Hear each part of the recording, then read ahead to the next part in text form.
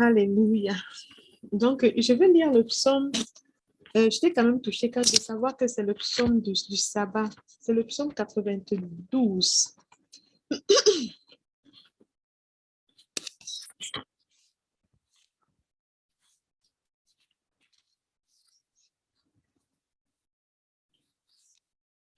Est-ce qu'il y a quelqu'un qui veut lire le psaume pour nous? Le psaume 92. Ok, sinon je vais dans le lire. Il est bon de louer l'Éternel, de célébrer par des chants le Très-Haut et de proclamer dès le point du jour ton amour. Tout au long des nuits, ta fidélité, sur la cithare à 10 cordes, sur le luth et sur la lyre. Ce que tu fais, Éternel, me remplit de joie et j'acclamerai les ouvrages de tes mains. Que tes œuvres sont grandioses, Éternel, que tes pensées sont profondes. L'insensé n'y connaît rien, le sot ne peut le comprendre. Si les malfaisants croissent comme l'herbe, si tous les méchants sont si florissants, c'est pour périr à jamais. Mais toi, Éternel, tu es souverain pour l'éternité. Car voici tes ennemis, Éternel, car voici tes ennemis, ils périssent, et tous ceux qui font le mal seront dispersés. Mais tu me remplis de force, je suis comme un buffle. Tu repends sur moi l'huile parfumée, mon œil regarde sans peur tous mes détracteurs. Mes oreilles entendent sans crainte tous mes agresseurs qui s'emploient au mal. Car les justes poussent comme le palmier qui s'élève, comme un cèdre du Liban. Bien plantés dans la maison de l'Éternel, ils fleurissent sur les parvis de ton temple, notre Dieu.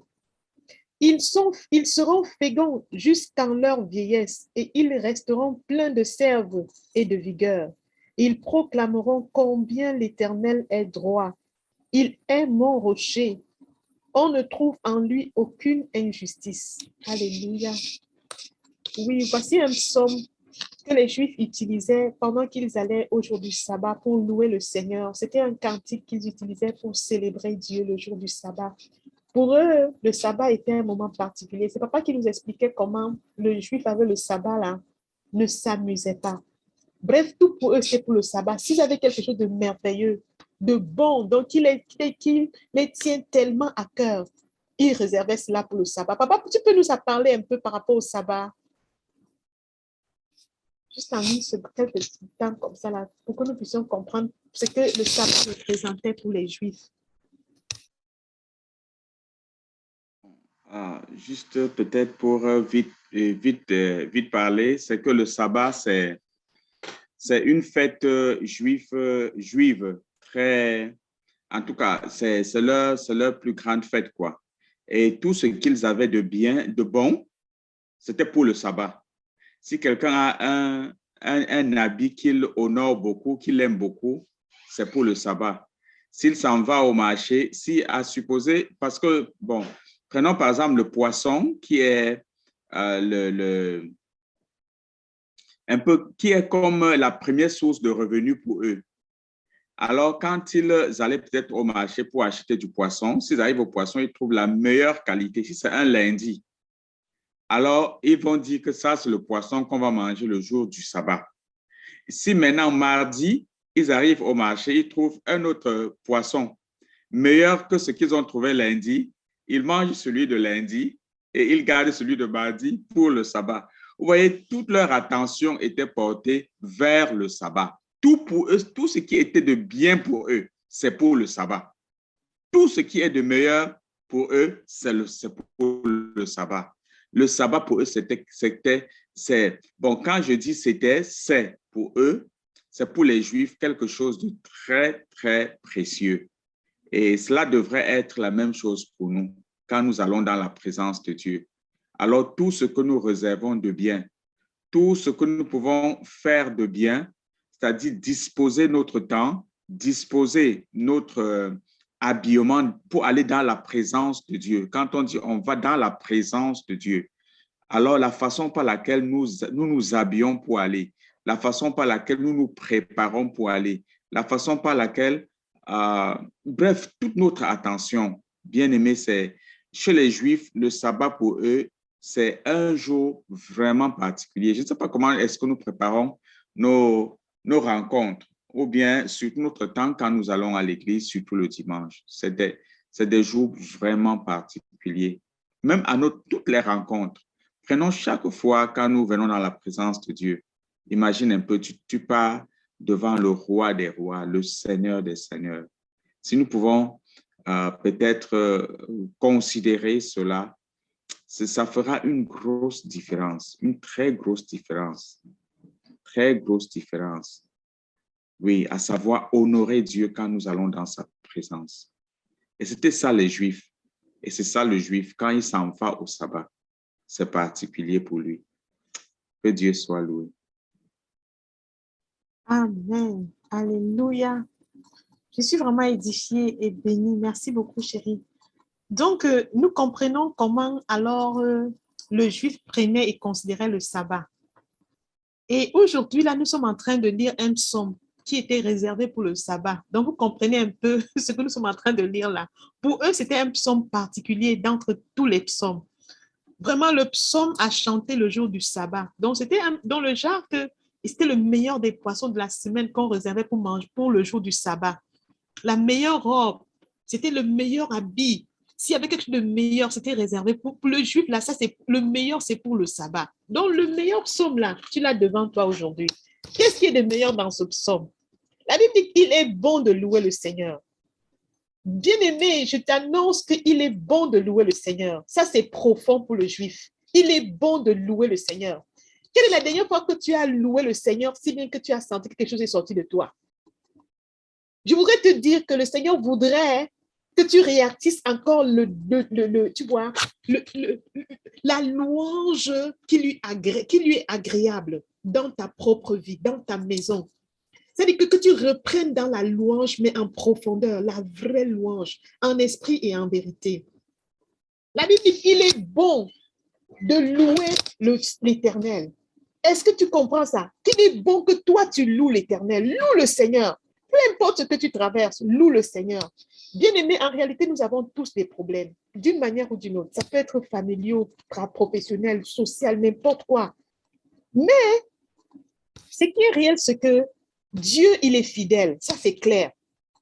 Et il ne fait pas toujours au moment où nous voulons ce que nous voulons. Pas toujours. Mais la vérité, c'est que il est fidèle pour accomplir sa parole dans nos vies.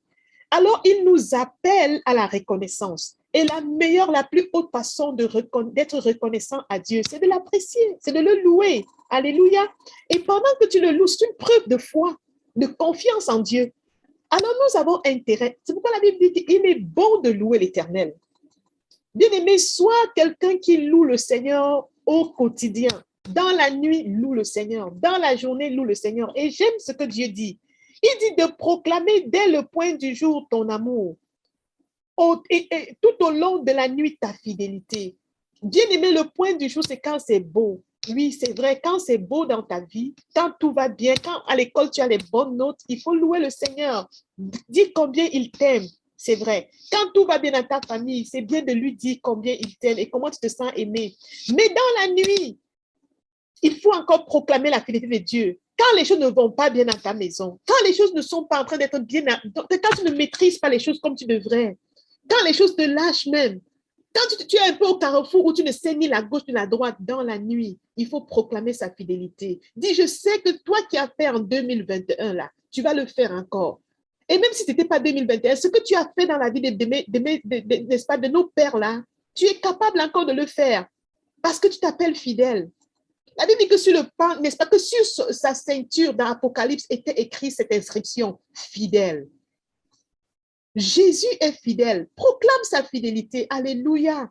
Nous avons donc tout intérêt à louer Dieu. La Bible dit bien clairement là, dans ce merveilleux psaume, dans la nuit, au point du jour et même dans la nuit. Nous devons pendant la journée proclamer son amour et pendant la nuit, n'est-ce pas, chanter sa fidélité. Dis que notre Dieu est fidèle. Alléluia. Et pendant que dans la nuit, tu proclames sa fidélité, tu peux te rappeler de ce Shadrach, Meshach et Abednego qui face à la mort, disait au roi que nous savons que notre Dieu peut nous délivrer. Et même s'il ne nous délivre pas, nous n'allons pas nous prosterner pour adorer cette idole. Alléluia. Ça, c'est vraiment proclamer la fidélité de Dieu. I know that my God will set me free from this situation. Alléluia. Et je sais que même s'il ne me délivre pas là, lui, je ne me prosternerai pas. Donc, nous devons louer le Seigneur dépendamment de ce que nous vivons. Que ce soit bon ou pas, nous devons louer le Seigneur. Alléluia. C'est ce que notre merveilleux somme dit. Il dit que ce que tu fais me remplit de joie et j'acclamerai. Bien-aimé, acclame Dieu. Mets les mains ensemble pour acclamer le Seigneur. C'est bon. Et le Seigneur continue par dire, j'acclamerai les ouvrages de tes mains. Que tes œuvres sont grandioses, éternelles et tes pensées profondes. Parfois, mets devant toi les œuvres de Dieu et tu vas être ébahi. Tu vas être vraiment, c'est-à-dire que tu vas être comme waouh, waouh.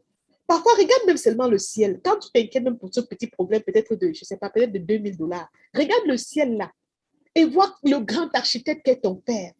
Et regarde comment il a étalé les cieux par sa sagesse. Quel est même ton problème là même en fait? Que cela, vraiment, voyant la grandeur de la puissance, la sagesse de Dieu dans la création là, vraiment cela nous pousse à voir nos problèmes comme rien en fait. Et parfois, c'est pourquoi nous devons même rire face à tout ce qui est autour de nous et qui nous fatigue là. Franchement, rire là, rire de confiance en Dieu. Alléluia. Et puis, je vais rapidement sauter, bien aimé. Prenons le temps de méditer ce psaume. Il y a tellement de détails intéressants là-dedans. Mais le Seigneur va dire au verset 11 là, il dit, en fait, il traite des méchants comme nous avons vu en haut, mais il dit, tu me remplis de force, je suis comme un buffle. Je vais t'annoncer que tu as la force de Dieu. Dieu dit qu'il te remplit de force, tu es comme un buffle. Ce qui caractérise le buffle là, c'est la force. Tu as la force que tu ne sais pas. Ce n'est pas une question de biceps arrondis, mais la force qui vient de l'Esprit de Dieu, tu l'as en toi. Alors, je veux t'encourager à arrêter de dire je ne suis pas, je ne peux pas, je ne peux pas, le ne pas là, quitte ton langage. Alléluia. Parce que Dieu te remplit de force. C'est pourquoi il peut nous dire dans Philippiens là que je puis tout, Paul, par celui qui me fortifie. Tout. Pourquoi? Parce que la force de Dieu est mon partage. Alors, ce sont des belles paroles et des belles promesses et des vérités ainsi que tu dois proclamer dans ta vie. Je suis une femme forte. J'ai la force du buffle. Alléluia. Ce n'est pas à propos de moi, mais c'est l'Esprit de Dieu en moi qui fait le travail. I am able. Par l'Esprit de Dieu en moi, j'ai la force du buffle. À l'école, là, j'ai la force du buffle. Au travail, là, j'ai la force du buffle. Par rapport à ce que je fais maintenant et ce qui est devant moi, j'ai la force du buffle pour prendre soin de ma famille. Oui, le Seigneur me remplit de force. Il me remplit de force. Il dit, je suis comme un buffle. Tu repends sur moi l'huile parfumée. Alléluia. Bien-aimé, il y a l'onction sur ta vie. Il y a l'onction de Dieu sur ta vie. C'est pourquoi tu dois être reconnaissant à Dieu et ne pas t'appuyer sur tes faiblesses, mais regarder à la grandeur de ce Dieu-là et avancer.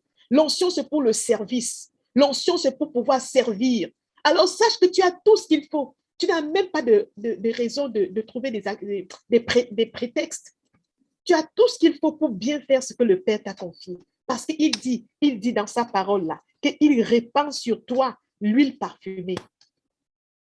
Alléluia. Il dit, mon œil regarde sans peur tous mes détracteurs. Tu n'as rien à craindre. Tout ce qui vient contrairement à la volonté de Dieu dans ta vie là, qui essaye de venir, tu n'as pas à craindre. Dans la parole de Dieu, de Genèse à Apocalypse, on voit, n'est-ce pas, 365 fois le mot ne craint rien. C'est comme chaque jour, le Père te dit, écoute mon enfant, ne crains rien. Alléluia, ne crains rien. Et pendant qu'il continue, il dit des bonnes choses. Mais je vais annoncer à quelqu'un ici qui pense que son temps est passé, et bien que l'heure est déjà avancée et qu'il a déjà perdu beaucoup d'années. Le Seigneur dit ceci, il dit ceci, que car les justes poussent comme des palmiers, ils s'élèvent comme des cèdres du Liban, bien plantés dans la maison de l'Éternel. Ils fleurissent sur les parvis de son, n'est-ce pas, sur les parvis de ton temple, notre Dieu. Ils seront féconds jusqu'en leur vieillesse et ils resteront pleins de sève et de vigueur. Alléluia. Je voudrais te dire que peu importe le temps là, la Bible dit ceci, Hein? Tu es comme un palmier planté dans les parvis de l'Éternel. Tu es comme un cèdre du Liban. Regardez, googlez un peu le cèdre du Liban. Ce sont des grands arbres. Alors qu'ils mettent leurs racines en profondeur, unshakable. C'est comme ça que tu es. Et la Bible dit que qu'ils portent des fruits même dans leur vieillesse. Cheveux blancs, tu as fruit à porter de la part de l'Éternel. Et même la sève ne te manque pas. Ici, nous voyons la sève comme ce qui vient, n'est-ce pas, de Dieu. En fait, ça ne te manque pas. Tu as tout ce que tu as besoin pour avoir les feuilles vertes et même avoir les fruits qu'il faut. Le Seigneur dit qu'il nous a choisis, il nous a établis pour que nous portons des fruits. Donc, nous avons tout ce qu'il faut pour porter du fruit. Alléluia. En réalité, je n'avais pas prévu lui ce somme-ci. Mais pendant que nous étions en train de louer, d'adorer le Seigneur, et quand Grâce était en train d'adorer par rapport à ce que Jésus a fait, ça m'a rappelé, n'est-ce pas, le sabbat. Et dans la nuit, papa a donné c'était dans la nuit, papa avait donné ce psaume-ci, on avait lu, c'était tellement bénissant, j'ai dit, mais pourquoi pas. Donc, bien aimé, lis encore ce psaume étant seul, et Dieu a des choses à te détailler plus encore. Alléluia. Loue le Seigneur. Ne sois pas comme si Jésus n'était pas ressuscité. Il est sorti du tombeau. Je t'assure, le tombeau est vide. Le roi des rois, ton sauveur, est vivant. Alors tu n'as plus rien à craindre vraiment. Il a dépossédé Satan des clés de l'enfer. Il est monté au ciel vite. Il est monté triomphalement au ciel. C'est pas qu'on a seulement entendu, mais il s'est révélé. C'est pas qu'on a seulement entendu. Les disciples n'ont pas seulement entendu. Il s'est révélé à plusieurs personnes. Et le douteur là, il a dit, viens et touche pour être sûr. Et il a touché, il a vu qu'en fait, c'était vraiment ça. Le côté qui était percé était encore là avec le trou. Bien-aimé, Jésus est sorti du tombeau. Il est sorti du tombeau. Il est sorti tout flambant, tandis que rempli de gloire. Et ceci là juste parce que pour te montrer qu'en lui là, c'est ce qu'il t'a réservé. C'est la gloire dans tous les côtés. Il a souffert pour que tu ne souffres plus. Il a été maltraité. Il a tout ce qu'il a enduré. Il a pris ta place. Et maintenant là, il t'a donné sa vie. C'est une vie pleine. Christ en nous, l'espérance de la gloire. Alléluia. Que le Seigneur fortifie nos cœurs. Ok, ce soir, nous allons continuer dans notre petit enseignement par rapport à le Saint-Esprit, par rapport au Saint-Esprit. Je vous promets, je ne serai pas long. Donc, gardons nos cœurs ouverts. Alléluia! Nous savons tous que le Saint-Esprit vient pas juste pour décorer nos vies, mais le Saint-Esprit vient nous équiper pour le service. Et Jésus a trouvé bon de ne pas rester sur la terre et il a dit qu'il est mieux, il est avantageux, n'est-ce pas, pour vous que je m'en aille. Il a trouvé qu'il était mieux que lui, il parte. Lui qui était rempli du Saint-Esprit. La Bible dit qu'il n'y avait pas de mesure vraiment. Il avait le Saint-Esprit. La plénitude de la divinité habitait corporellement en Jésus-Christ. Et il a dit qu'il est mieux que je parte. Parce que pendant qu'il partait là, il devait faire en sorte que son esprit revienne et que chacun, parce qu'il n'est pas seulement un Christ sur la terre, mais qu'il y ait, n'est-ce pas, des personnes qui vont manifester Christ de par la terre. De par la terre, partout où ils seront, qu'ils puissent manifester Christ. C'est alors qu'il fallait que Jésus monte au ciel pour nous envoyer son esprit. Pardon. Et gloire à Dieu, aujourd'hui, le Seigneur nous a envoyé son esprit. Nous ne sommes pas seuls, nous avons l'esprit de Dieu en nous. C'est une grâce et cela nous fait comprendre que, n'est-ce pas, notre espérance n'est pas vaine. Ce que Dieu est réel. Notre Dieu est vivant. Le fait que je suis rempli du Saint-Esprit là, non, ça me prouve que non, je n'ai pas fait erreur. Si tu es ici, tu te demandes que, mais vraiment, est-ce que suivre Jésus là, vraiment, c'est ce qu'il faut faire? Rien que de savoir que le Saint-Esprit qu'il avait promis, il accomplit à ceux-là qui n'étaient pas avec les disciples, mais à nous autres qui sont au 21e siècle-là, il repart son esprit. Ça prouve que c'est la vérité.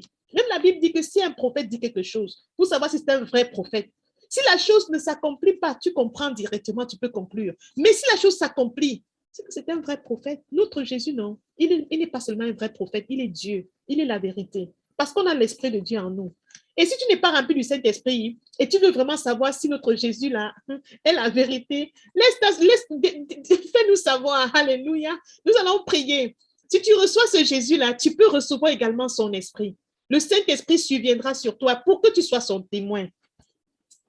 Alors, ce soir, nous allons regarder un peu comment est-ce que Jésus-Christ lui-même était par rapport au Saint-Esprit. Quelqu'un va relire rapidement Actes chapitre 10, verset 38, que je veux que tous nous puissions garder dans notre esprit. Et le second va lire Ésaïe chapitre 11, verset 1 à 5. Jean chapitre 10, verset 38. Merci de lire rapidement. Maman, tu as dit acte 8 ou bien Jean 8? Ok. 10, verset 38.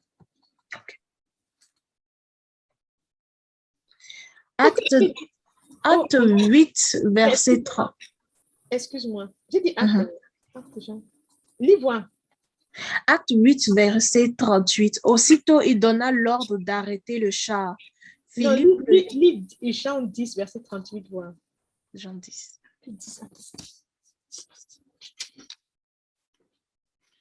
Vas-y, je vais voir si c'est ça que je vais te dire. Pardon, vas-y, chérie.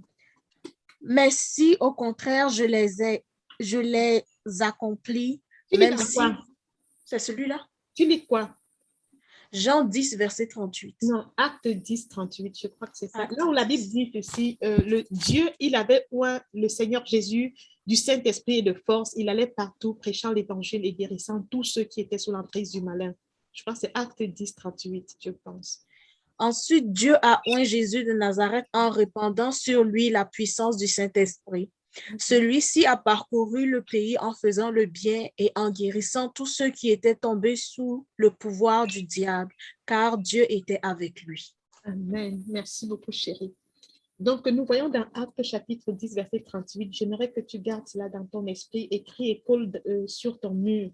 La Bible dit que nous voyons que Dieu avait oint Jésus-Christ du Saint-Esprit et de force. Alléluia. Dieu a pris la peine de oindre Jésus-Christ du Saint-Esprit et de force. Et il allait partout prêchant l'évangile et guérissant tous ceux qui étaient sous l'emprise du malin.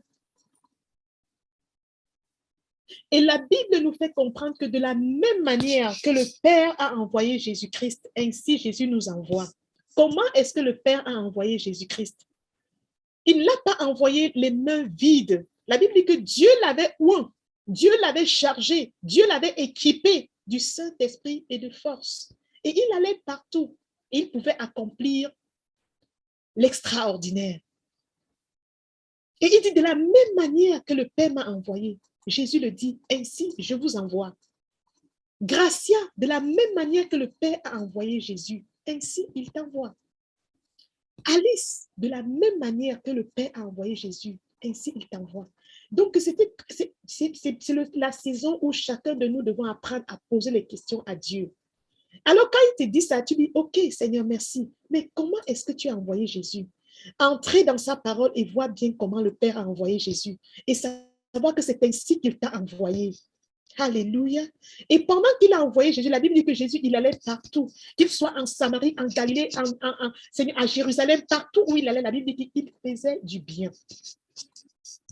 Et le Seigneur nous dira dans Philippiens là qu'il nous a créés en Jésus-Christ pour des bonnes œuvres qu'il a préparées à l'avance pour que nous puissions les pratiquer. Il faisait du bien et il guérissait tous ceux qui étaient sous l'emprise du malin. Bien-aimé, voilà ta mission. Faire du bien et guérir tous ceux qui sont sous l'emprise du malin. Et il peut nous dire, n'est-ce pas, pendant qu'il fait face à cette femme au puits, il dit, ma mission, il dit que ma nourriture est de faire la volonté de celui qui m'a envoyé et d'accomplir ses œuvres. On le suppliait à manger. Les disciples savaient que c'était l'heure où il fallait qu'ils mangent. Pour ne pas dire, peut-être l'heure avait même dépassé. Mais Jésus de dire, attention, s'il vous plaît, laissez-moi continuer. Ma nourriture, j'ai à manger une nourriture que vous ne connaissez pas. Ma nourriture est de faire la volonté de celui qui de faire la volonté de celui qui m'a envoyé et d'accomplir ses œuvres. Et le Père te dit, de la même manière que j'ai envoyé Jésus, ainsi, de la même manière, la Bible te dit, de la même manière que le Père a envoyé Jésus, ainsi là, Jésus t'envoie. Alors, si tu as tout ce que Jésus avait, en réalité, tu devais avoir le même sentiment que Jésus avait. Tu devais avoir la même volonté, le même engouement, le même zèle. Ce zèle qui t'amène à te priver même parfois des repas parce qu'il faut accomplir l'œuvre. Parfois, ce zèle qui doit t'amener à quitter même le public, à quitter les autres personnes parce que tu dois accomplir l'œuvre. Voilà Jésus qui s'éloigne même de sa famille, de son peuple, de ses gens pour être dans le temple et pour faire l'œuvre. Au point où, quand ses parents viennent et le rencontrent, et à l'époque, il était tout jeune, il n'avait même pas ton âge. Il n'y a personne ici là qui a moins de 13 ans. Alors quand ses parents rencontrent Jésus, Jésus de leur dit, ne savez-vous pas que je dois m'occuper des affaires de mon Père?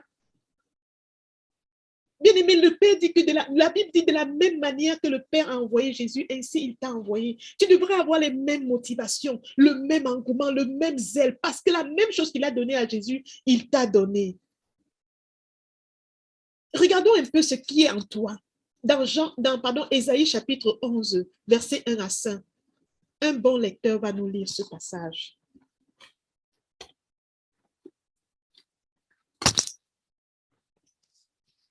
Est-ce que je peux lire?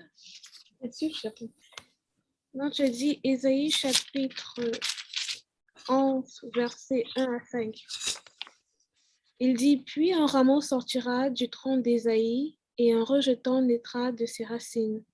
L'esprit de l'Éternel reposera sur lui, esprit de sagesse et d'intelligence, esprit de conseil et de force, esprit de connaissance et de crainte de l'Éternel. Il respirera la crainte de l'Éternel et ne jugera point sur l'apparence.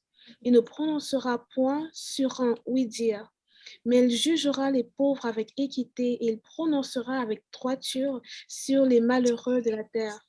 Il frappera la terre de sa parole comme d'une verge, et du souffle de ses lèvres, il fera mourir le méchant.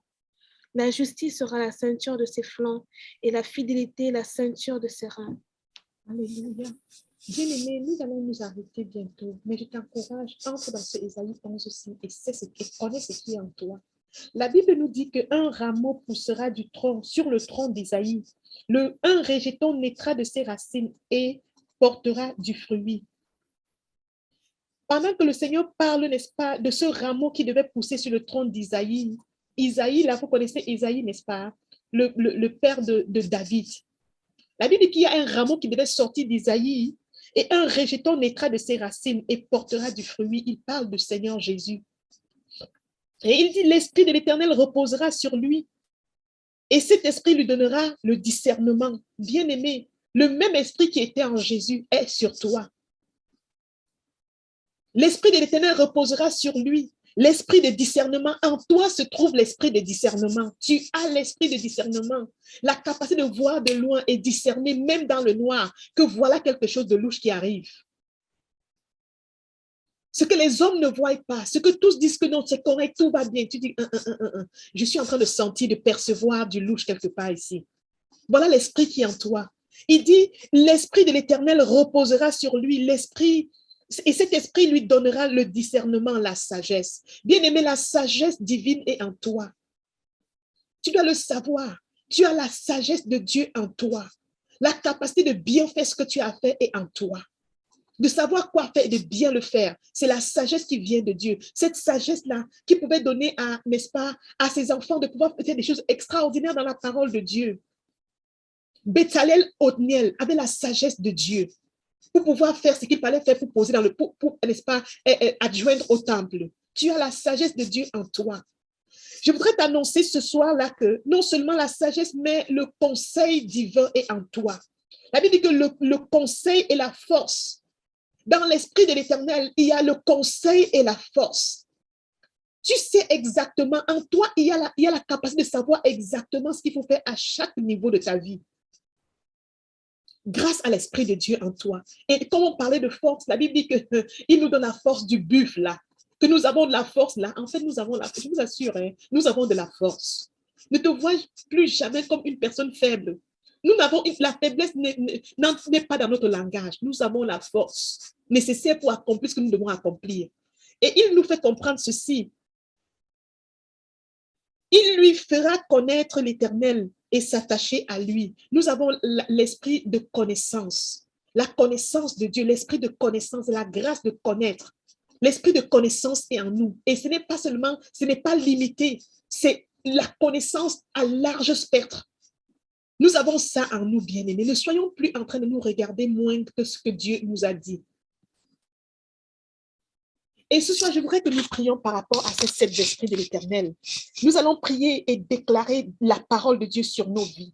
Pendant que nous sortons pour rendre ministère, nous devons savoir qui est-ce que nous sommes. Nous sommes des envoyés de Dieu. Comme Dieu, le Père avait envoyé Jésus, Christ. Christ veut dire envoyé. Nous sommes des envoyés de Dieu. De la même manière, le Père nous a envoyés. Et il nous a aussi équipés de la même manière qu'il a équipé Jésus. Nous devons manifester Christ partout où nous sommes. Nous avons le discernement, la sagesse divine, le conseil de Dieu, la force de Dieu. Nous avons l'esprit de la crainte de l'Éternel. Nous ne répondons pas selon les oui-dire. Ce n'est pas parce que quelqu'un dit que je suis chrétien que tu donnes un oui gratuit. Non. Nous écoutons beaucoup plus que ce que les gens parlent. Parce que l'esprit de discernement est en nous. Pour discerner que this is good, this is wrong. Alléluia. Alors nous allons déclarer cela sur nos vies. Bien-aimé, l'heure est venue où si tu as besoin de quelque chose, là, c'est le Saint-Esprit. Si tu as vraiment besoin de sacrifier beaucoup de temps à t'attendre à quelque chose sur cette terre-ci, c'est le Saint-Esprit. Avec l'Esprit de Dieu, tu n'iras pas à tâtons. Tu ne monteras pas parce que toute la population monte. Tu ne descendras pas parce que, n'est-ce pas, tout le Canada est en train de descendre. Tu ne seras pas en train de faire tout parce que tu cherches un emploi, tu fais tout. Non. Non, non, non, non. Ta voie peut paraître périleuse, peut-être même rocailleux, mais c'est là où Dieu t'envoie. Et pendant que tout le monde dit, va plutôt sur le chemin qui est large là, tu lui dis que non, it is here. Parce que l'Esprit de Dieu te donne le savoir, te donne le conseil qu'il faut. Et son chemin, certainement, c'est ce qu'il te faut vraiment, vraiment, vraiment. Alors, bien-aimés, prions et remercions Dieu pour la façon dont il nous a envoyés. Il n'a pas été un méchant père. Il nous a tout donné pleinement.